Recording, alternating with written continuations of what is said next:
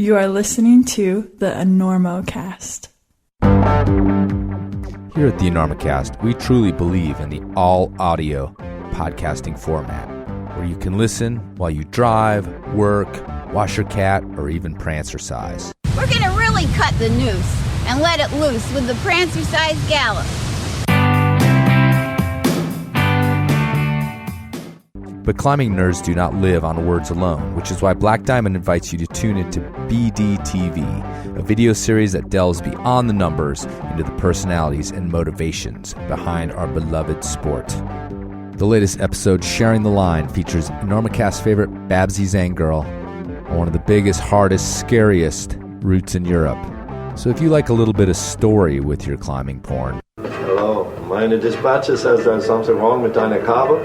check out BDTV on YouTube, Vimeo, BlackDiamondEquipment.com, or whatever time vortex you go to get your video entertainment.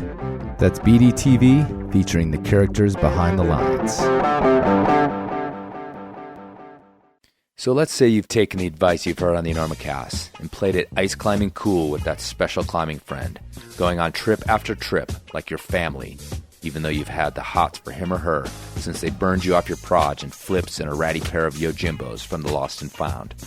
Well, if the perfect belay isn't conveying your longing, perhaps the climbing-inspired jewelry and accessories of Peter Gilroy will help you put the punctuation on that date that's not a date, might be a date, a climbing date.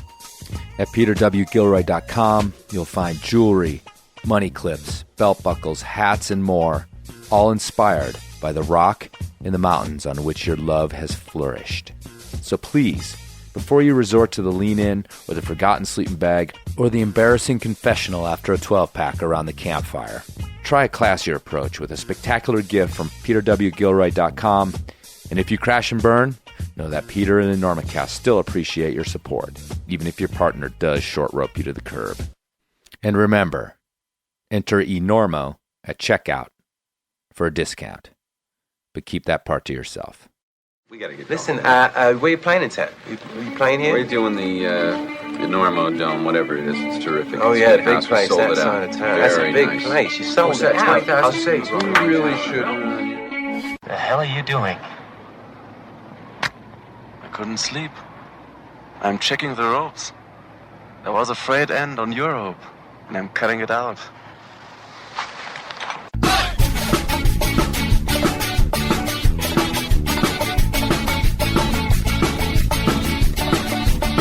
Good weather, bad weather. Now or later, anytime. Today's show is brought to you by Black Diamond Equipment, with support from Maxim Ropes. And the fine folks at La Sportiva. And don't forget our charter sponsor, Bonfire Coffee. Go to bonfirecoffee.com and enter ENORMO at checkout for a discount on great coffee and to support the EnormoCast. And now back to the show.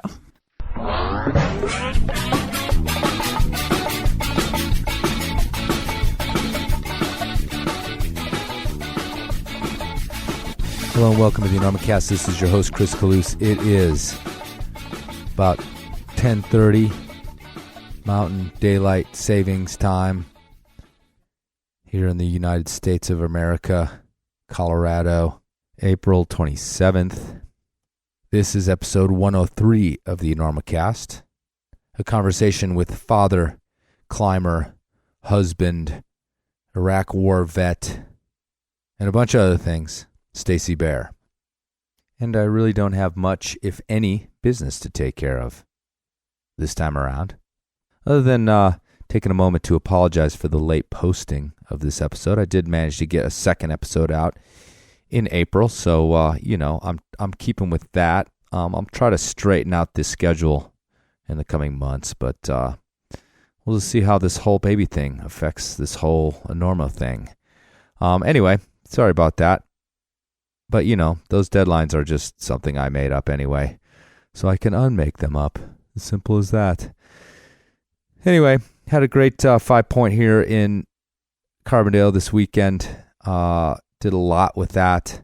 Played some music, had a live EnormoCast, interviewed Mike Lebecki, which that'll be coming up, and also emceed an event. And all of those things, along with staying up late for the kiddo, has put me under the weather. So, without further ado, let's get to Stacy's interview. Who is Stacy Bare? Well, he is an interesting cat I met a couple years ago. One of these unlikely climbers. Big guy, by his own admission, not the most prolific or proficient climber, but loves it. It's part of his life. It, in a lot of ways, saved his life. And we'll get all into that here in this podcast. So prepare to laugh, maybe cry, maybe poop your pants. No, that's somebody else we know. Isn't it, a normal baby? Don't look at me with that smug, I have a full diaper face. I'll get to it in a second. I gotta go, folks. Enjoy this one with Stacy Bare. All you need is love and climbing. Over the years, friends and family have said to me, "You know, Chris, there's more to life than climbing." Well, needless to say, I don't talk to those people anymore. I miss you, Mom. But it appears Sportiva believes this too. Besides making the best climbing shoes out there, they make stuff for the long approach to nowhere, known as trail running and hiking. Do you like to run or walk aimlessly? Then check out the Superlight Helios 2 Mountain Runner or the Trango TRK GTX. Apparently one acronym was not enough for these mighty boots. And frankly, though they're sold as trail boots, they look technical enough that Bonatti himself would have given his last cannoli for a pair back in the day.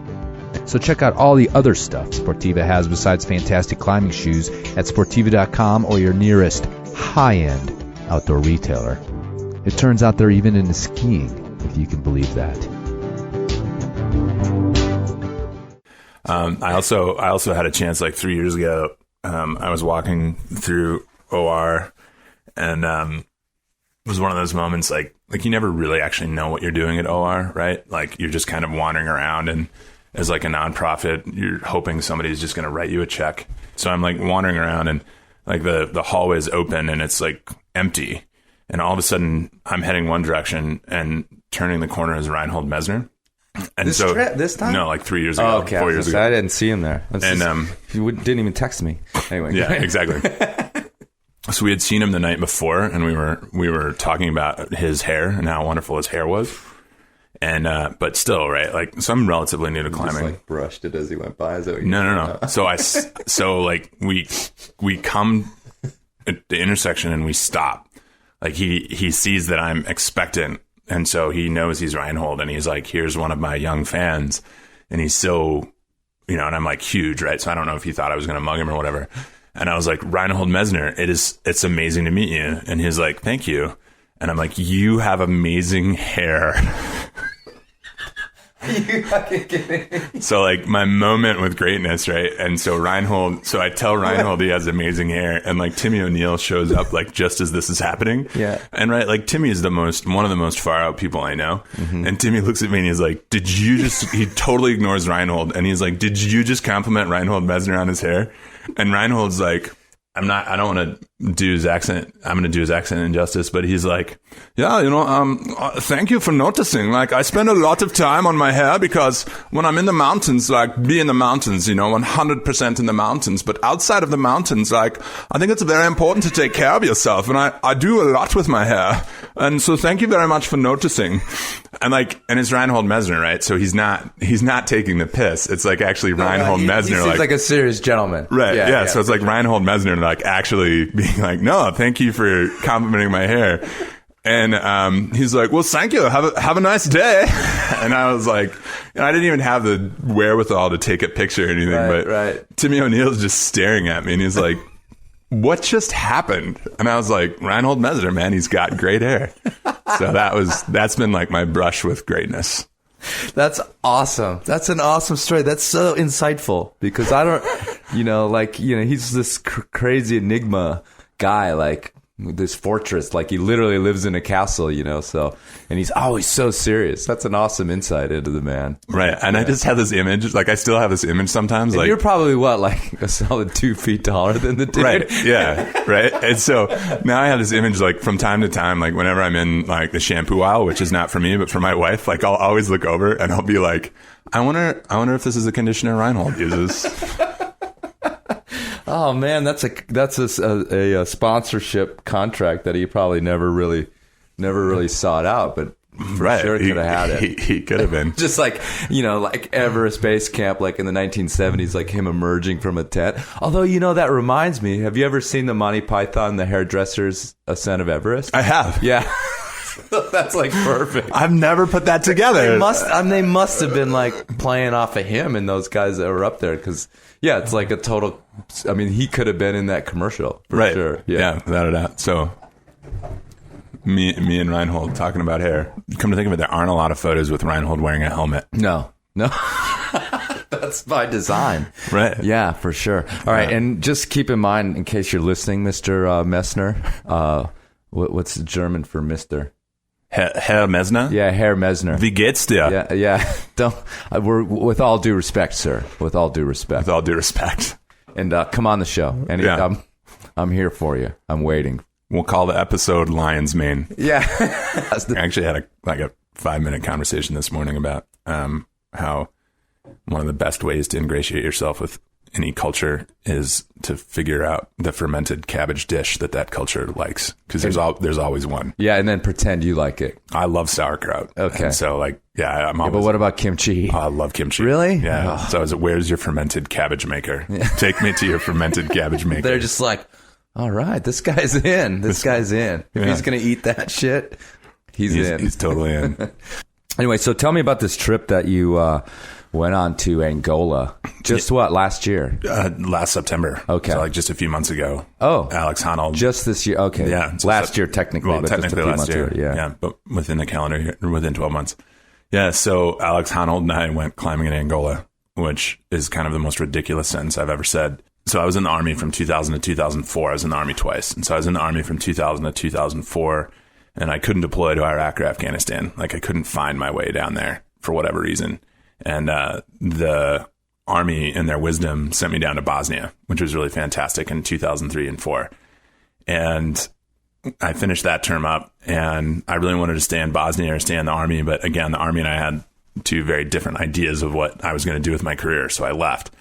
And when I was in Bosnia, I had seen all these people doing landmine clearance stuff. And I was like, well, that seems like a really cool thing to do. And it's really a pretty objective good, right? There's really no subjectivity as to whether or not taking landmines out of the ground is good or bad.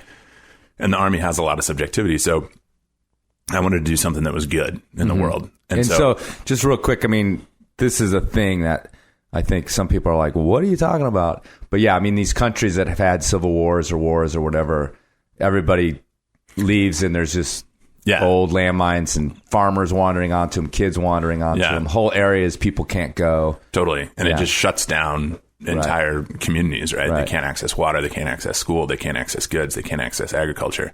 And there's all this debris of war that's just left over. And so I was like, well, I want to go do that. And I wasn't trained in explosive ordnance disposal or EOD. And so I Googled landmine clearance organizations, and 3 or 4 of them showed up, and I sent emails to them and I said, hey, I'm getting out of the Army. I'm a captain in the United States Army. I'm pretty trainable. Could I come work for you? And I got an interview from the Halo Trust, which is based out of Dumfries, Scotland, which is literally in the middle of nowhere, Scotland.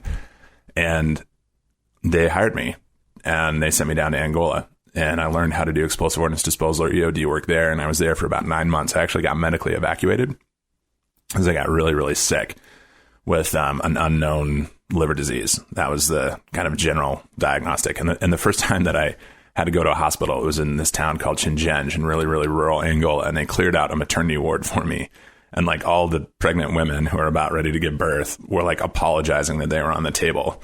And I'm like throwing up everywhere and hallucinating. And I'm like, no. Like I'm trying to as I'm vomiting, I'm trying to help Angolan women like back onto the maternity table and trying to explain to the doctor that just because I'm white, like I don't need the table. Right. Like these people are about to bring children into the world. Sure. Like I'll make it.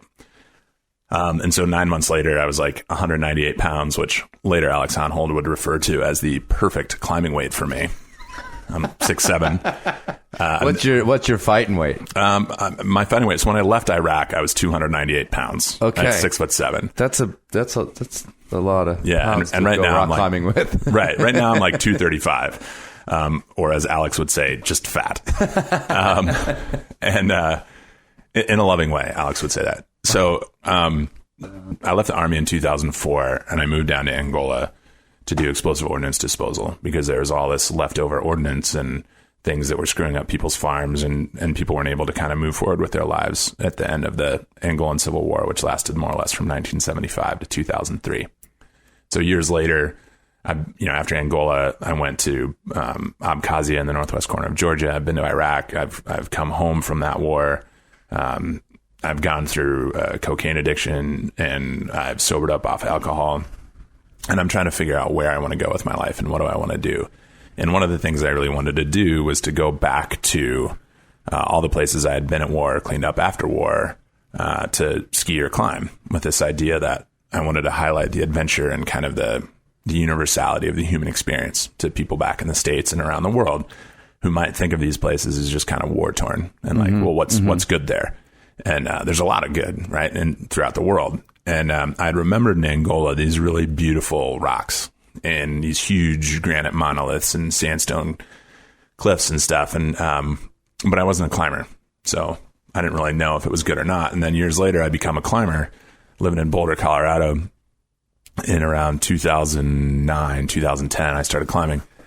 And this last January, about a year ago, I meet Alex Honnold at this event. And we're talking, and he's like, well, what are your projects and what are you up to? And I was like, I have this dream of going back, kind of like adventure, not war, make adventure, not war. And I really want to go back and ski or climb. And he's like, well, tell me about it. And I was like, yeah, Angola is on the list. And he's like, oh, so this dude's been Facebooking me for a couple of years about trying to get me to come to Angola. This crazy Belgian guy. He's like, I want to go. And I was like, cool. When do you want to go? And he's like, well, maybe later this year. And, well, that's his thing. Is like the life experience. Like, right. If it seems like something that like will sort of change his outlook, he seems like he's totally in. That's his like phrase, life experience. I'm looking for another life experience. Right. So he's totally in. Press the life experience button. I hit the life experience button, and so I hit the life experience button for Alex, I guess. And a couple months later, we have Vice Sports is supporting the trip with the North Face. Okay. And I'm going climbing with Alex. And keep in mind, like I'm a very mediocre climber, right? Like I climb as much as I possibly can. And that amounts to, if I'm lucky, like once or maybe twice a week with some gym sessions in there. And Alex is Alex Honnold, right? Sure. And Alex is quick to tell you that he's not the best climber in the world. But when you're like a 5'9" climber, like Alex, is in a couple of different leagues. Yeah, and he might be lying about that anyway. So right, exactly. I've heard Chris Kalous was the best climber in the world for a long time there. For a while, yeah. So we end up in Angola, right? So we show up in Angola, and we meet each other at JFK, and Alex has everything that he needs for this trip, like in a bag, right? And it's a pair of pants, 2 t-shirts, and a hooded sweatshirt. Oh yeah, and that for like 16 days in Angola. So if you watch the film on Vice Sports, Alex talks about cleaning out his underwear with napkins. And the thing is that he had to do that because he didn't have any other underwear. And there really wasn't a place ever to like, pick up some undies, swing by Walgreens, right? On the corner of, just go past that old landmine field there.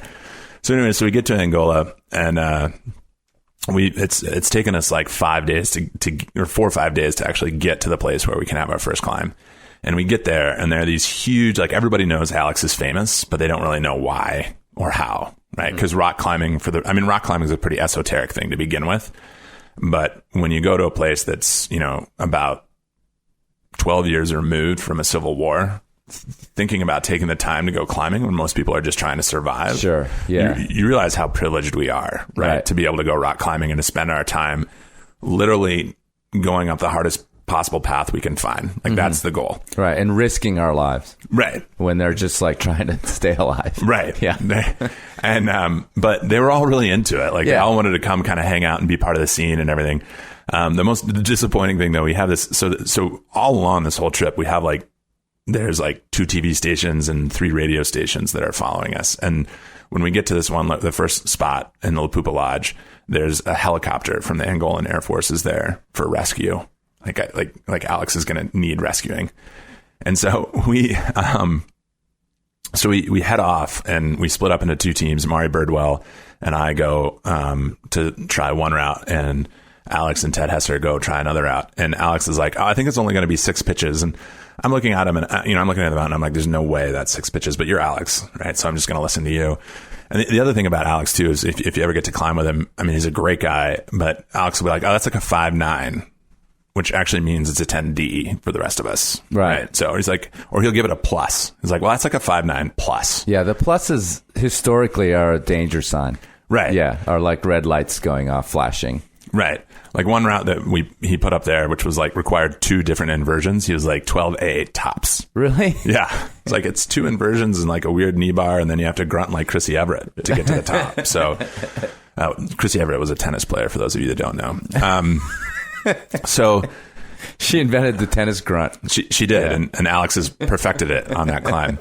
So we go off, and we're like, so Mari's an incredible climber as well, great dude, and the other funny thing is that everybody, like throughout the trip, you realize all white people look the same, and everybody kept thinking that I was Alex, which is awesome because I'm 6'7" and I weigh like 240.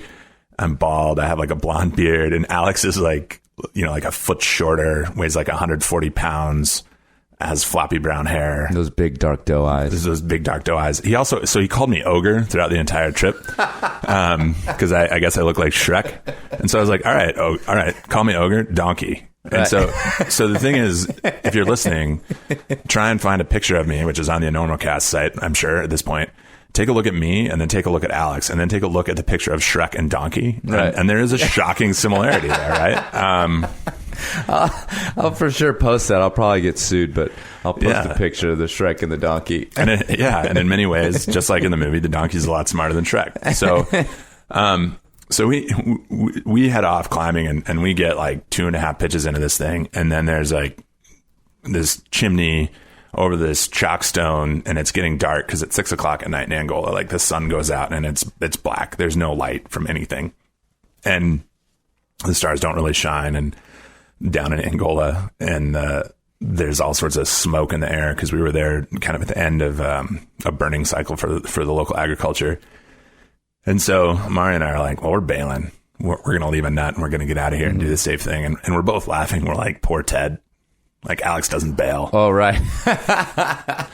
So we go down, and we're like, well, Alex said it was 6 pitches, and we're like laughing about this. And so, and how far up did you guys get? We got like, I don't know, maybe 4 pitches. But what was, was this like the rock solid? Or are you guys vegetating in this? It's super vegetated at this part. And we're like, it's like, trying to figure out, like, is this nut going to hold in the soil around this plant here? And so we have like 2 solid pitches of like vegetation, and then there's one really pretty good pitch, and then this like super super sketchy traverse. And then we get up there, and then Mari went another kind of half pitch up, and by pitches I mean like 60 meters. Like, these aren't 30-meter pitches. Right. And these so this is the first ascent.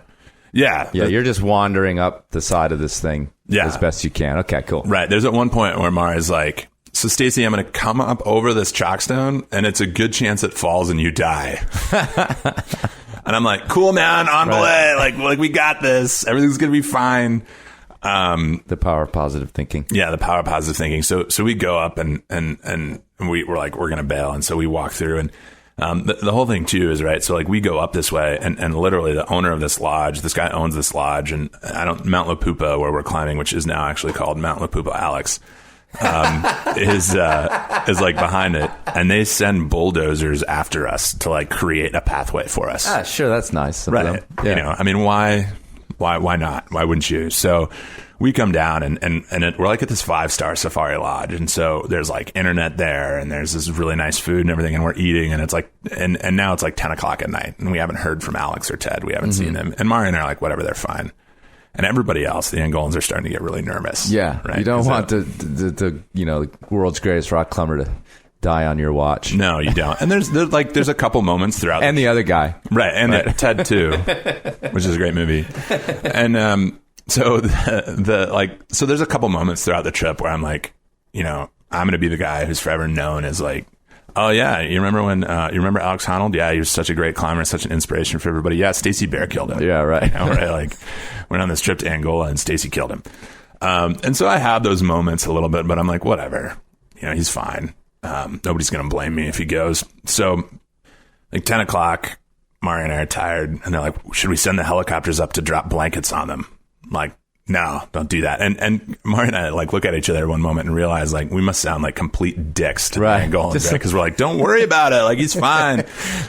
So he shake up another martini, right? Yeah, let's do this, Angola. So do you what's the weather like? It's is like it cold? Nice. It's like 50 degrees, right? I mean, so I'm sure it's chilly up there. You've climbed all day, you've been sweating and everything, and so like we go to bed. We're like, whatever, see you guys later. And they're like driving around. Trying to look for headlamps, and they're yelling Alex's name, and they finally come down at like 3:00, and they basically got into this narrow chimney system that was like covered in bat shit, and there's like no pro anywhere, and they're doing like these big 70-meter unprotected pitches and like 5'9", like 6 pitches of 5'9" bat shit chimney. So that was our first climb in Angola. Nice. Yeah, and I mean the rest of it, there was some really amazing climbing actually, and there's some areas that are just so beautiful. And there's an area, Pedras Negras, which means black rocks. And that was where we spent the last couple days of the trip. And it's like maple, right? Down, down in Utah here. But bigger and so beautiful.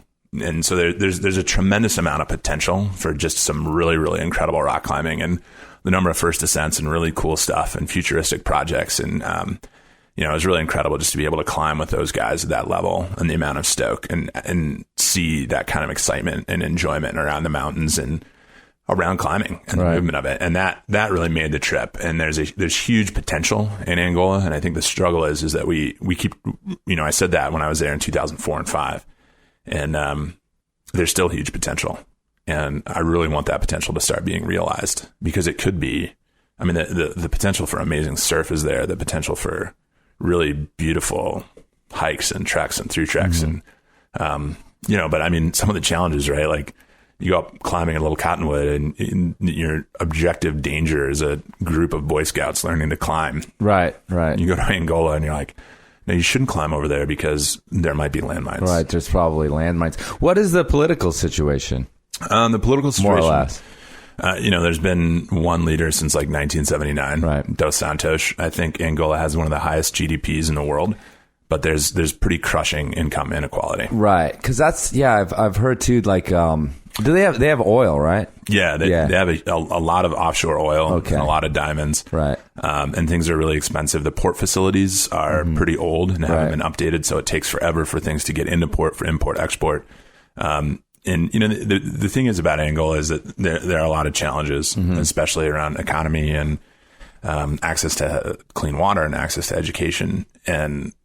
But universally, the people that we met in Angola were pretty incredible. Right. They're really happy to meet us. They're really joyful, and a lot of really great people in Angola. And you hope that the government can find a way to get those to raise the level of access for education and healthcare. And, it's, you're out in the back end of nowhere, and you're climbing with these guys, and they're down there cheering you on and trying to figure out what's going on and what are you doing. And they all want to try. And you look at some of these folks and you're like, gosh, what are we missing out on as a society by making sure that this guy, what could this guy or gal do if they were educated? Right. Is the cure to cancer here? Is the next great sustainable water program sitting right here? And, then they go back and continue to slash and burn their fields. Right. Yeah. So is there actually any sort of established climbing there? Like generally it seems like some intrepid Frenchman turned up like in 1972 and put up a route, or like the British showed up and banged something out down there. So there's one Portuguese climber. Okay. There's one Angolan climber. Okay. And there's two living there. The Portuguese guy left. Oh, okay. The Angolan is still there.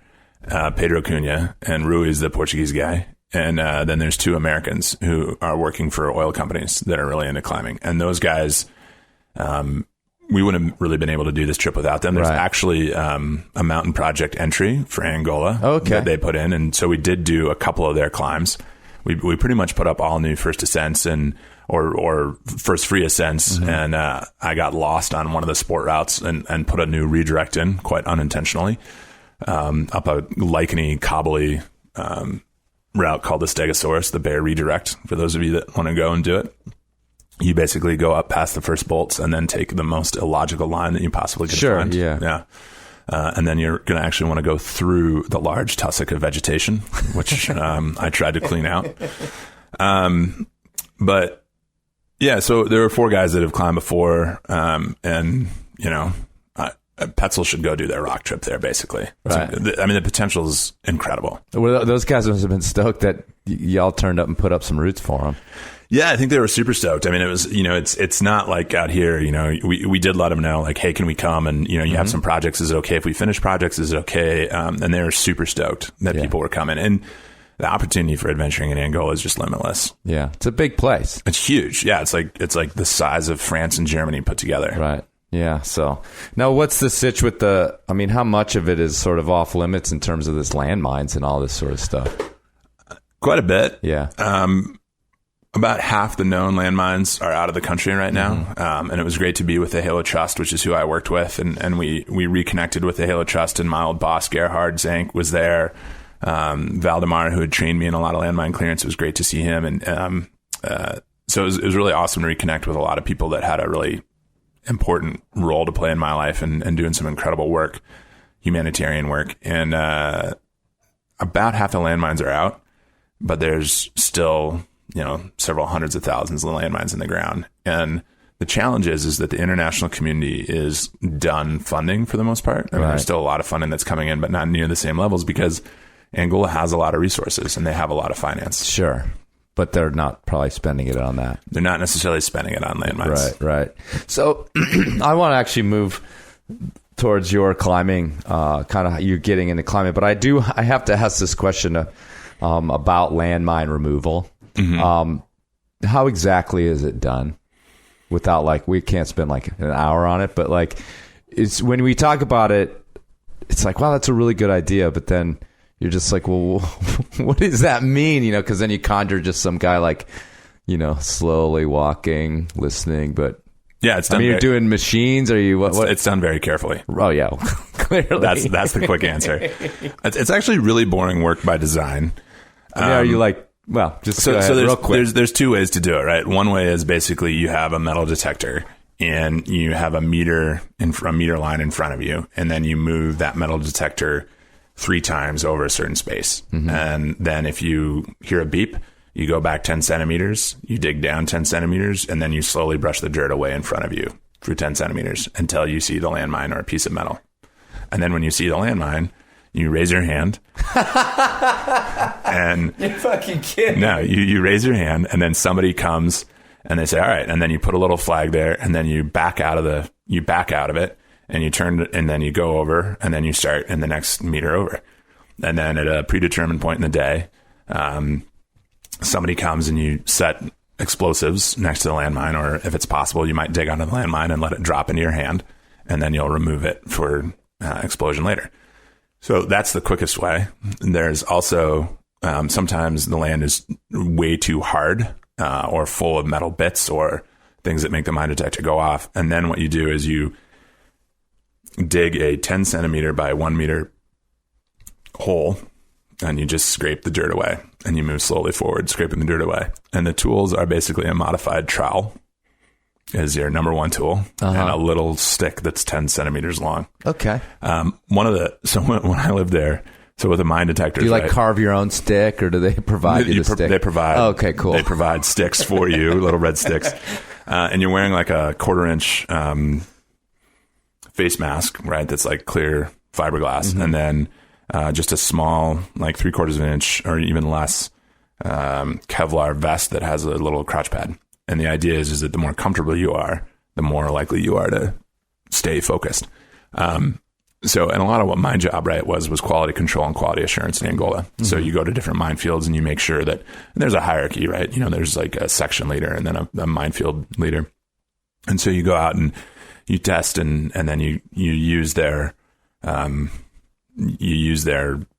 tool, right? Their mine clearance tool to make sure and check to see have they missed anything, which is a little scary at times. Sure. And so it's all battery powered, right? Okay. And so when the battery is low, the the mine detector starts beeping, and then it's, to change the battery.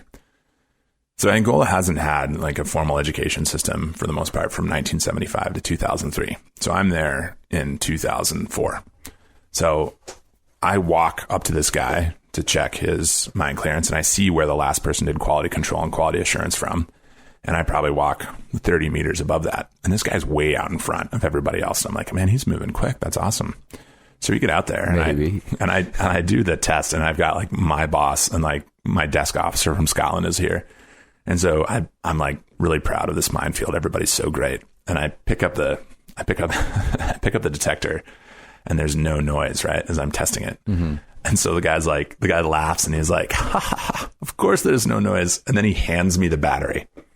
So we have just walked 30 meters into a minefield. And the guy has been doing everything correctly, but the battery was beeping, so he just took it out. Yeah, it's annoying. It's annoying. Super annoying, that battery. It's super annoying. Me nuts. And so now there's 4 people standing in this area, right? And like we don't know how to get back. And so somebody has to literally like clear the zone. So we're just standing out there because we're not going to like walk back there. Like, right? Yeah. So that's mine clearance. You do it safely and quietly. That's radical. I'm really glad I asked you that, because I imagine like super high tech, like, some sort of, robot drone thing out there driving around. There is sometimes we would put this modified bulldozer that had like a huge axle on it and then several rotating metal spinning wheels, and you would basically drive that into a field until there was an explosion. And then you would back it up, and then you would like just keep doing that to find the edge of the minefield. Right. Yeah, which was like a really perimeter. Yeah. The drivers would always I mean, the driver that's still pretty intense. I would imagine. You're just like, wait. I mean, that sounds insane. Yeah, actually. you're like, we're just gonna if you're not gonna get blown up, just waiting for the thing to happen. Yeah, and I mean they can really rock. I mean, even a landmine can really rock it. And when you're driving, so they also had anti-tank mines and anti-vehicle mines, and those are big. Those are big mines. Yeah. And so I saw, and people have been moving through this area for years, right? And so they're like, a lot of times we were clearing an area and people wanted to walk through it, and they were following footpaths. And so a couple times, like, there's this lady, and we're saying like, no, don't go there. We think there's a landmine. And then a minute later, she's gone, right? Like there's an explosion and she's gone, because they had taken an anti-personnel mine and used it as the fuse of an anti-tank mine. Uh-huh. And so when she stepped on it, like, the mine is designed to blow up a tank. And so when that comes through with a person, like she's gone. Right. And there's like a red mist. And then like, what do? You like, we all kind of stopped for a few minutes, and then we just kept doing what we were doing. Wow. So there are things like that, or like you would drive on the roads, and the roads were dirt, and they would bury 3 to 4 landmines and stack these anti-tank mines. And then they would like drill a hole and put a dowel rod on top of it so that the enemy couldn't detect it. But then you would drive across and press the dowel rod. So it's like too deep to be detected. Yeah. And that'd blow up cars. So like we drove across a landmine a couple times and realized that later, and that was always a freaky experience. And the other thing that would happen is that then when the roads would get wet, eventually you'd drive across one area several times, right? And the road's hard and baked dirt, and then eventually it ruts out. And so then it would blow up a car. Like the ruts would get deep enough to catch the mine. Okay. And they would lay the mines like across the road, 6 on either side of the road and then the road. So a truck would blow up, and then another truck would come through and try and drive around it, and it would blow up, and then the next truck would blow up. So, I mean, I really love people. I think at the end of the day, people are good, and I think people want to do good in the world, but there is a capacity for evil, and there's a capacity to really hurt one another that is there. And I think that's driven from a lot of things, right? If you don't give people an economic or an environmental opportunity, it's really easy to see why people go to war. In the United States, if you're an unemployed dude without a lot of economic opportunity and not too good with the ladies, you can be a rock climber. But the rest of the world doesn't have that as an option, even though there's a lot of beautiful rocks out there. Right. And so I think there's an opportunity for extremism and war and to be a hero, right? Yeah. And we get to be heroes every day on the rock wall. And that's what's one of the most beautiful things about climbing is like my first climb up the first Flatiron was, what is the first Flatiron? It's like a 5.5, 5.6. But I'd never done that before. Mm-hmm. It was incredible. I mean, when I got to the top of that thing, I felt like I had just conquered the world. I felt like a hero. My buddy was so stoked for me. my buddy Chuck, and that catches you, and you want to keep doing that, and you want to recapture that feeling. And, you can sit around, right, and talk to people. And if they've been on that same route, you can talk and you have this shared experience. And it's this really beautiful thing. And, if the whole world rock climbed, I think we could get to world peace. But that's not always the case, and people don't have those opportunities. And that's one of the things, though, is that, we want to go back to Angola and hopefully Iraq and Afghanistan and the former Soviet Republic of Georgia and Bosnia, and show people like these really beautiful places, and hopefully show the folks that are there, like, maybe seems kind of pointless to you right now, but hopefully you get a chance to experience it in the way we do and see the beauty in your country. Well, that's the thing. When you said like these folks kind of knew what Alex did, and they were sort of like excited to have you guys there and see what you're doing and cheer for you and everything else. There's this aspect too, I find, that, they do have some pride in their country when someone else shows up and is super excited about it. And they're like, yeah, this is awesome. You're right. This is our stuff.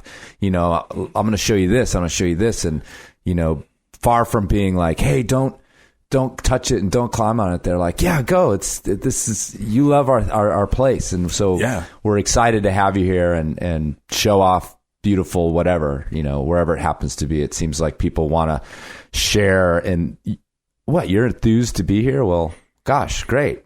Yeah. No, and we totally got that, right? Like you're in these crazy places. For you, they're crazy and it's really beautiful. And the people are, they're trying to make a living. They're trying to make it through every day. They want the same things you and I want, right? They want to laugh. They want food for their kids. They want a better opportunity for their kids than they had for themselves. And, they want to feel respected, and they want to have dignity, and they want to be treated with dignity, and they want to have a sense of self-determination. And, sometimes you're there and you're like, man, what a beautiful place. Right. And it's always cool. And they kind of look up sometimes and like, yeah, this is great. This is so beautiful. Like, we're so glad, thanks for coming here. And I feel the same way, right? Like, somebody comes to my house or my backyard, the little big cottonwood area. Like, I want to show them around. I want to show them how awesome this place is and why I love it so much and why it matters to me so much. And, it's the same thing. They're super happy to have us and excited that we were there. And, you have to be really respectful of that. And there are places that have sacredness to, rocks that have sacredness to them. And, I think if you approach it in a way of like, look, I'm not here to conquer the rock. I'm here to experience the rock. I'm here to, not to get all spiritual and everything, but I'm here to commune with the rock, and I'm here to see that. And that sense of climbing there is similar to the sense of climbing here, right? It's just, but that's what you want out of a climbing trip, right? It's just an opportunity to go out and hang out with a bunch of buddies and do something a little different and sit around the campfire at night and talk about the day. So can we talk a bit about your path? You just mentioned the first Flatiron, or was it the third? I think it actually was the first. Okay. So, but you just mentioned the first Flatiron and as being one of your first climbs, if not your first. And one of the things that actually, I met you a few years ago at OR, and then I think it was after that, because time frame wise, but at some point I read a piece you wrote for Luke Mihal's climbing zine about your path to climbing.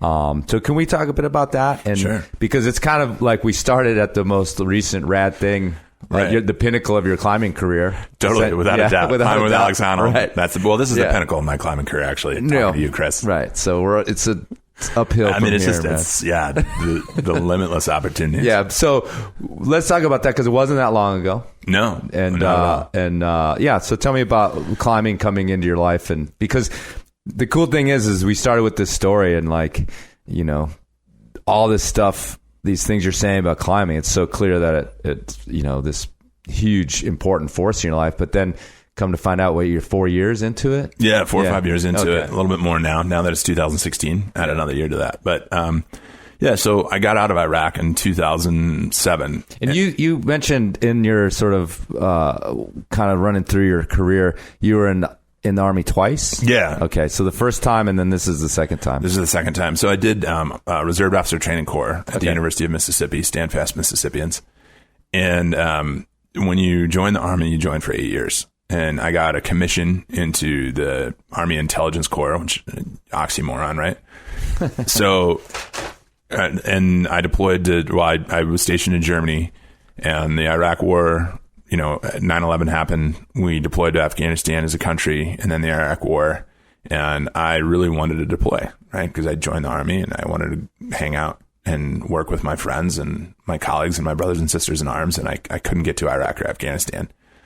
And I feel like I got a consolation deployment to Bosnia, which was a really incredible place. And I really love Bosnia, and I love the Bosnian people. Love that whole region. It's incredibly beautiful, but I was getting combat pay and my parents came to visit for Christmas, right? A little bit different than being stationed in Baghdad or Kabul. So in 2004, there was a difference in opinion between the United States Army and myself about what my career should look like. And so I left. And that's when I got into explosive ordnance disposal work down in Angola. But you sign up for 8 years. And so when I left active duty, I went to what's called the Individual Ready Reserve, or IRR. And the IRR hadn't been called up since the Korean War. And it takes an act of the president to say, I need everybody basically all income free. But just kidding, you're not free. You're going back to war. And it hadn't been used for a really long time. And I was living in Abkhazia at the time. And I actually got the notice that I was going back to war on my Yahoo email account in a country that technically doesn't exist. So, which is a funny story too about Abkhazia. There were a group of other countries that technically don't exist, like Abkhazia, South Ossetia, and Transdniester Republic. And when I was living in Abkhazia, they all got together and they were basically like, well, you know what? If the United Nations doesn't recognize us, guess what? We don't recognize you. All you countries are not legitimate. The only 3 legitimate countries in the world are South Ossetia, Abkhazia, and the Transdniester Republic. So there. And they had like a joint military exercise, which was like Ivan handing an AK-47 off to another guy named Ivan. The Abkhaz were great as well. I really love living there. But so I get this email on my Yahoo email account, and then living in Abkhazia, playing in the mountains, hiking and climbing all the time, blowing things up, having the time of my life. And then I actually got my orders to go back to Baghdad. I was waiting on a visa to go into the South Sudan for the Halo Trust. And I was at the Bujagali Falls in Uganda waiting for my visa to go into South Sudan when I actually got my orders faxed to me. My travel orders to get me back to Fort Bragg were faxed to me at a hotel overlooking the start of the White Nile. And that place is no longer there. It's been dammed up. It's a hydroelectric dam. And so that was my last memory and my last place before I went to war. And then I ended up in barracks at Fort Bragg, North Carolina, that until the IR call-up had been declared unfit for living. Right. And they just pulled those signs off and moved in a bunch of troops. And I lived in Barracks Bay for 90 days with 26 other men, 3 of whom would not make it back from Iraq. And others who would be both physically as well as emotionally scarred. So I come home from Iraq in 2007, and midway through Iraq, I'm trying to figure out what I want to do with my life when I get back. And I was thinking about going to Mozambique to work with the Halo Trust again. And friends and family asked me to come home. I'd been gone for 7 years. I had spent about 4 years in war zones. I had had an unidentified liver illness in it that forced me out of Angola, that dropped me from down to 198 pounds, which Alex Honnold, when he looked at those pictures, I thought I looked like I'd just gotten out of a concentration camp. And he told me, you look about the perfect weight for sport climbing there. And missed opportunity. Totally missed opportunity, right? I should have been. I should have taken the opportunity for Giardia and whatever bacteria and viruses were inside of me. I was jaundiced, but I was ready to be a sport climber, and I know I missed out on that opportunity. You probably had the right attitude too. Yeah, exactly. And so, and as others have pointed out, when you weigh less, falling doesn't hurt as much, evidently. So, yeah, I don't know if that actually makes sense, but I guess from a physics standpoint, right, there's less force generated. So, I come home and I didn't, I decided I'd go to graduate school, and I knew that I wanted to do something in the outdoors before I went to graduate school. So I went on this big surfing expedition in South Africa, which was pretty funny because I had never surfed before and I was really bad at it, but I had a great time and surfed. And I went to Israel for 10 days and I spent a couple weeks in Europe with friends that I'd met when I was Did you convince like Kelly Slater to go surfing? No, with not you? at the time. Your thing? Not at the time. I do know, like funnily enough, I know Steve Hawk. Steve Hawk and I worked together at the Sierra Club, and Steve is an incredible surfer, right? Like he was on this first Antarctica surf expedition, and we always talk about surfing, and then I never go because I'm like a far worse surfer than climber. But I love surfing, love being outdoors, and then I went to Philadelphia. I moved to Philly. I got a design degree at the University of Pennsylvania. My classmates were absolutely fantastic. But when I was in South Africa, I did cocaine for, I'd used cocaine before a couple of times. It's a party drug. When I lived in Frankfurt, I knew a lot of bankers. So, right, like cocaine's around. When I was in South Africa, I started doing cocaine. And so I kind of lived this double life at the University of Pennsylvania, right? On the one hand, I was a relatively successful student. I was pretty involved. I tried to be pretty with it. But then I was also using a tremendous amount of cocaine and really drinking pretty heavily at the time. And I had always been a pretty heavy drinker. I was a big guy. So when I moved out to Boulder, Colorado, I did that because of a job, and I had been making six figures in the Army, with deployment pay, everything else like that. And then you move out and you take a nonprofit job in Boulder, Colorado, and you're making less money than like a private first class in the United States Army. And you have a cocaine habit to fill, and it's Boulder, and it's a really easy place to just keep drinking and partying. And at the same time, the other really good thing that happened in Boulder was the people that I met there, one of whom's my wife. And she's been incredible, and we're expecting a kid a couple weeks after meeting you here. So anytime now, but I was really depressed and I was really suicidal, and I kept calling one of my friends to talk about it, and he kind of got tired of talking about it, and he wanted me to take some action to get better. And his response was, come climb with me. And I have a size 15 foot, so I didn't know if I could find climbing shoes, but I did, and he took me out climbing on the first Flatiron. And that was it. That changed my life. For the first time in my life, I got so far out of my head. I wasn't worried about what I had done. I wasn't worried about what I was going to do. I wasn't concerned that the life I was living was whether or not that justified the deaths of my friends. I didn't feel guilt. And it was incredible. And I thought, well, this is what I want to do for the rest of, if this is so good for me, how good can it be for other veterans? And, so can I stop you there? Yeah, sure. So this guilt idea, is this like in terms of having survived while other people died? Is that kind of what you're talking about? Yeah, in terms of it's guilt a few things, right? Yeah, like I made it home, and my buddies were still over there. I made it home, and guys who had a wife and two kids didn't. Right. I made it home, and people who I thought were far smarter and more talented than me came home in body bags.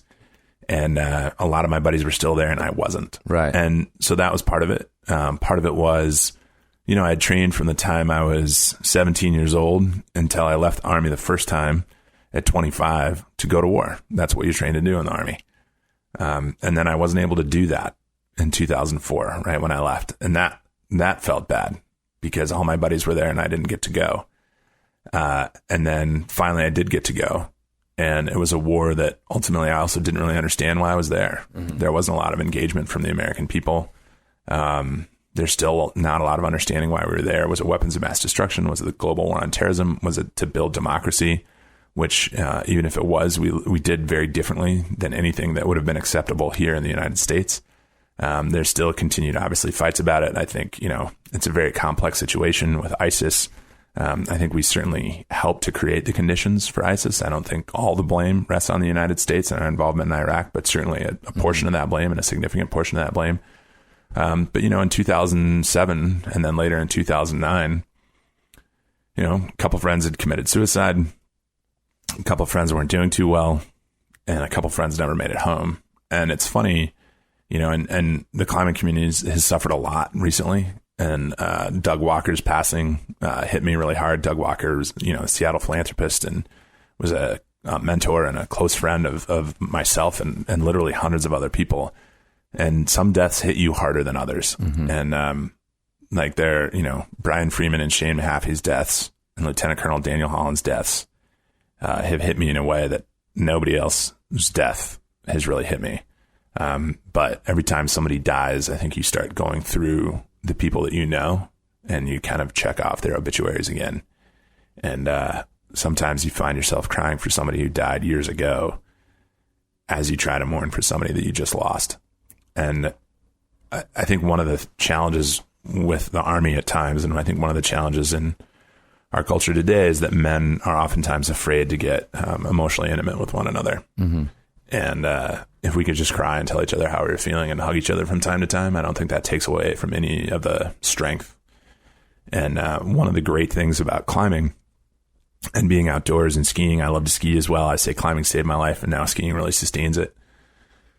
Is you're in these really intense moments with people, and it's okay to really open up, right? I mean, you go climb with somebody for 2 hours and you'll know them far better than if you spent 4 days with them walking around the OR show, right? It's just that intensity of experience, and I think that's why climbing really makes a lot of sense. And you've had Josh Brandon on the show before. He's a good friend of mine. And there's a lot of other guys out there, a lot of other veterans, and a lot of other people who have had really intense life experiences and found healing outdoors. And I think that's because there's this incredible sense of camaraderie. There's a sense of mission. There's a sense of purpose.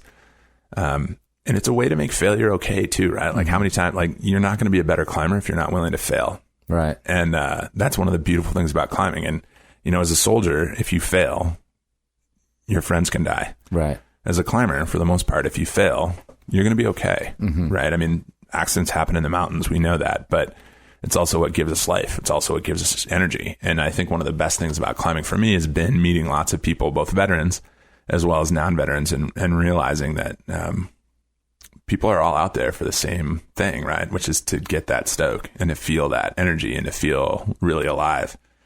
And that's what climbing gave to me. And that's what, it might be fly fishing for somebody else or skiing for somebody else or landscape painting or art. Sean Gobin, who does Warrior Hike and supports veterans getting on the Appalachian Trail and stuff like that. He and I come to the outdoors from two pretty different places, but the feeling's ultimately the same. I think for me, climbing and mountaineering and ski mountaineering and alpinism, just that intensity of experience, that's what really draws me. And it was like, I read Mark Twight's books, To Kiss or Kill, when I was in combat, not really realizing that later on in life I would become a climber. And, right. And the people that I've gotten to meet through this, and the people, realizing what they've been through and the similarity of experiences and how we're all kind of working to overcome trauma. And most people have trauma at some point in their lives. And for better or worse, climbing's what's gotten us out of it. And climbing's the community that, I turn to the most. And I think has been the community that has borne the brunt of my recovery. Right. Yeah. I mean, I talked to Josh, as you just mentioned, and, thematically, like he made me realize a lot of things about, we talk about this tribe. We use that word now in climbing, and the community and whatnot. And then you guys both use these phrases when you talk about your combat, the guys that you were in the war with, the brothers and sisters, right? That's the phrase, and I hear it elsewhere too. So, and it started to make me realize, because that's what he was talking about too, is these parallels, and that maybe for a lot of you guys, the loss of that tribe when you leave and you come home and you, like you said, you leave them behind in danger and everything else, is maybe part of the kind of waywardness of like, well, where do I belong now? Like back here or whatever. And maybe climbing, because you really do. You're Alex Honnold was like, oh, you're a climber. I'll go to Angola with you. Right. Cool. Yeah, cool. Because by recognizing you as a climber, he, for better or worse, right or wrong, he made some judgments about your character. Right. Good judgments. Poor character. Yeah, right. As a climber. Right. But, and he just, you don't do it consciously, but you're like, okay, you're a climber. So, these certain things we're going to line up on, like, no problem. Okay, well, let's not talk about politics or whatever else, but these certain things, that's going to be good enough to have a relationship with you. And we'll find out the rest later on. Totally. It's good enough to jump off. And that's I've never been through these traumas that you guys talk about. But it's also something that, is so important to me and gives me strength. And anybody that's come on this show, like without exception, they talk about community, they talk about friends, they talk about, climbing as not this solo sport. It's this sport that you do, or recreation or pursuit that you do with other people. And without the other people, it's nothing. Yeah. And it's, and it's like a lifelong thing too, right? You can do this forever. And I mean, I think at the same time, it can be a really hard tribe to navigate. It can be a hard tribe to find acceptance in, because everyone's out kind of focused on maybe their own goals or what they're trying to do. And you've got to match up with people at the right time, right? Like Alex and I wouldn't have done well 2 weeks in Yosemite. That wouldn't have been a good pairing. Because he's a super hard climber and he wants to do different lines than I do in Yosemite. But out on an adventure climb in Angola, find the right time and space and say, hey, let's go have this adventure. It's like, cool. And I had a really hard day one day and I had expectations way above what I should be, where I should be. And I was really, really frustrated. And Alex is like, dude, why are you so upset? And I was like, well, I'm not climbing. I feel like I should go home and train more. And he's like, you're here, just let's go climb. Like, don't ruin this for yourself and everybody else. You're here to have fun and hang out and climb. That's why we're here, and that's a great reminder. We were there to climb and have fun. And I think the maxim, the oft repeated quote, right? The best climber is the climber who's having the most fun. And that was a really key turning point, not just on that expedition, but I think also kind of life. Cause you look up to people like, I look up to you, like you've got some great climbs under your belt and you're a really hard climber. And I'd love to, climb at that harder level, but I just don't have the time. Right. But that does that make me any less of a climber? No. And I think what ends up happening is there are people who kind of get stuck in the middle. And I had the great chance. I was hanging out with Corey Richards the other night, who also, like Reinhold Messner, has amazing hair. And from a different perspective, his goes straight up. Reinhold's flows down like a waterfall. It really does. A waterfall, yeah. Yeah. A laughing waterfall. A laughing, giggling waterfall, whereas Corey Richards' hair looks like ice lines that Will Gadd wouldn't want to climb. So, and we were talking about... You seem to have a little hair envy. I do. I have no hair. I know. It's the lack of hair. That's why I have such a big beard. No, but I spent a lot of time thinking about hair. I should have been a hairdresser. Maybe my next career. And Corey and I were talking about, why do you do the things you do and why do you do the things you do? And it can never really be about you, right? You've got to do it because you love climbing. You've got to do it because and it's the same thing with like war, All Quiet on the Western Front. Richard Remarque talks about this, right? And I just slaughtered the author's name, but in All Quiet on the Western Front, there's that beautiful phrase about you realize you don't go to war for even your country. You go to war for the person who's to the left of you and to the right of you. And there's a lot to unpack out of that statement. Mm-hmm. But it's the same thing with climbing, and it's the same thing with the military, and it's the same thing with these passions and pursuits that we have that really matter, that really highlight life and carve away all the bullshit in life. And it can never be about you.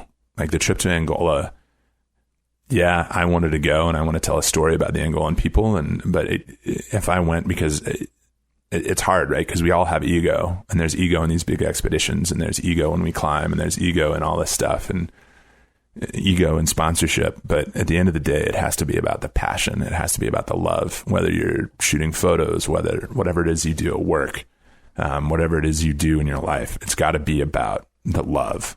And I think with all of our friends, we're going to keep climbing in these mountains, and people are going to keep dying in these mountains. And for whatever reason, probably for really poor reasons, our country is going to keep sending people to war, and people are going to keep dying in those wars. And some people are going to keep coming home, and we can do the best we can to make sure that they feel loved, that they feel welcome, that they feel like they have an identity beyond who they used to be, and that they can be forward thinking, that we as veterans can begin to see ourselves as climbers, as hikers, as citizens, as husbands, as fathers, as friends, as tribe members. And I think it's really important too for climbers, right? Climbers aren't just climbers either. There's a lot of identity there. And because sometimes if you take away that key identity, people get lost. And that's what happens, I think, a lot of times with veterans. But people are still going to die. So what's left? And you hope it's love, right?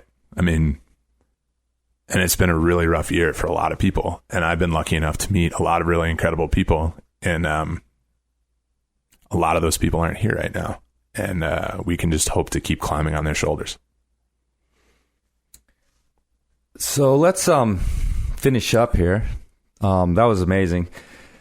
But let's finish up with talking about, because it's a really great way to finish after what you just said, is talk about your outreach to the veteran community in terms of, let's talk about Nuts and Bolts, the organization that you're working with to try to bring some other folks over into kind of what you found. Yeah. I work, privileged enough to work for Sierra Club Outdoors, which is the outdoor wing of the Sierra Club, kind of the heart of what John Muir, I think, was all about. And says it in our motto, explore, enjoy, and protect the planet.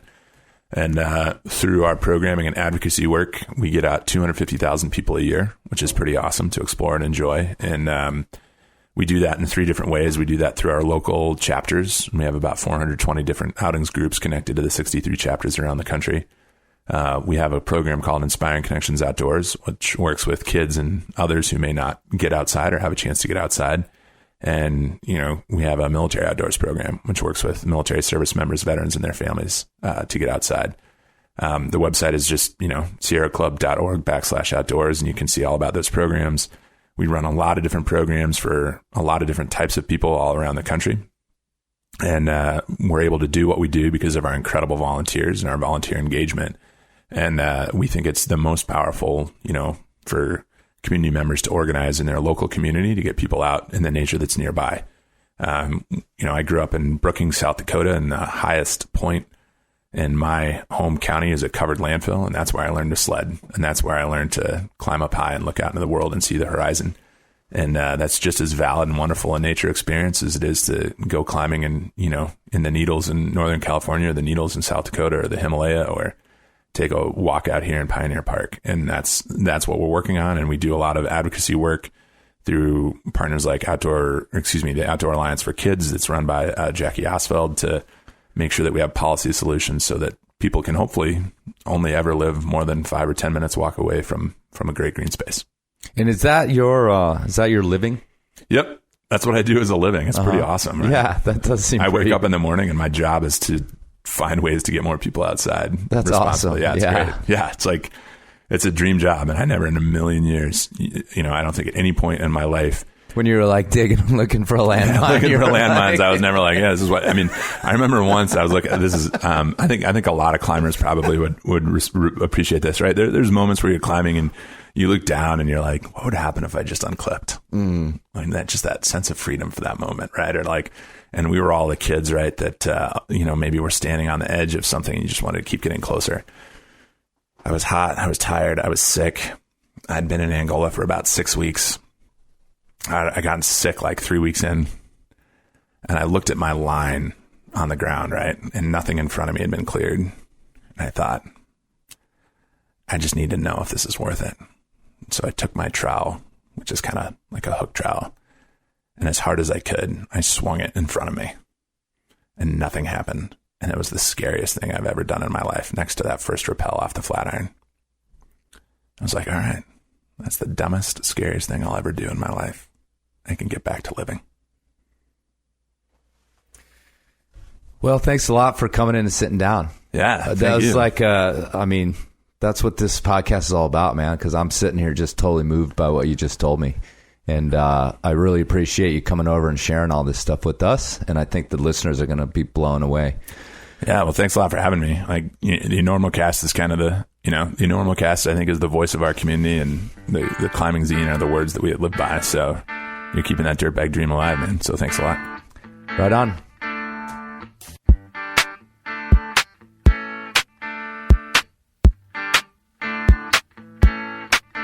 All right, folks, that was a good one, wasn't it? Stacy Bare opening up, showing us what he's made of. Both him and I choked up a bit during that one, as you could probably hear. Hopefully you did too. We take this outdoor thing for granted, all the joy it brings us, because we're already in it. But if you know somebody who's having trouble connecting, maybe they live in an urban place where their outdoor seed can find no purchase, well, put them in touch with Stacy over at the Sierra Club Outdoors. You can go to the Sierra Club website, sierraclub.org. Anyway, Google Sierra Club Outdoors, you'll find it. He does great work over there. Let's share this love of the outdoors. Okay, if you want to help out the Enormocast, sharing that love, you can go to enormocast.com, click on the Help Out tab. All sorts of stuff you can do there to help out the podcast. Some of it free. One of it costs money. If you want to donate to the podcast, I appreciate that. Donations have been strong lately, which is wonderful because, diapers aren't cheap. Actually, they are cheap, but we need shitloads of them. Second reference to baby shit on this episode. Yes, this is what's on my mind. Okay, the other thing on my mind is hopefully going climbing soon, getting back in the swing of things. Hopefully you are too. And as you go out there, of course, please, please, please remember to check your knot. Check the folks next to you. Just walk around looking at people's crotches. That's the way to do it. All right. See you next time.